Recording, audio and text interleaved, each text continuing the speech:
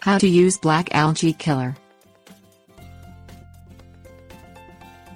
A black algae infestation in a home swimming pool can be a nightmare for homeowners. It can also infect home aquariums. Simply brushing away the algae won't do the trick. Like dandelions, black algae must be killed at the roots, which grow on the surface of the pool or aquarium. An algaecide is recommended, but there is more to the process than simply pouring it in and watching it work. Things you'll need: pH tester, filter pressure gauge, brush or scrubber, chlorine tablets, algaecide, vacuum. Inspect your pool. Check the pH level of the water in your pool to make sure that it is normal. Check the pump pressure on your filter. If the filter is not working or has too little pressure, then your filter will allow in more algae after you have cleaned the pool.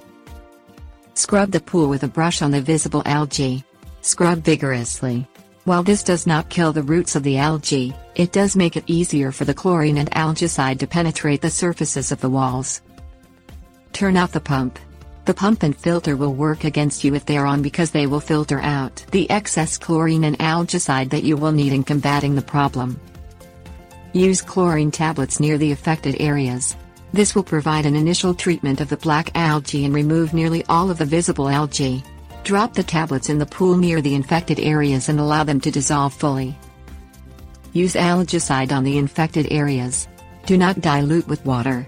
The most effective way to combat black algae is to use concentrated algaecide. Pour in 12 ounces of algaecide near the infected areas per 10,000 gallons of water. Let the algaecide work overnight. Turn on the pump. Firing the pump up again will allow the algae that has been killed and is in the pool water to be sucked into the filter. Brush the surfaces away again to clear the walls of dead algae. This will fall into the pool water and be sucked away by the filter. Superchlorinate the pool.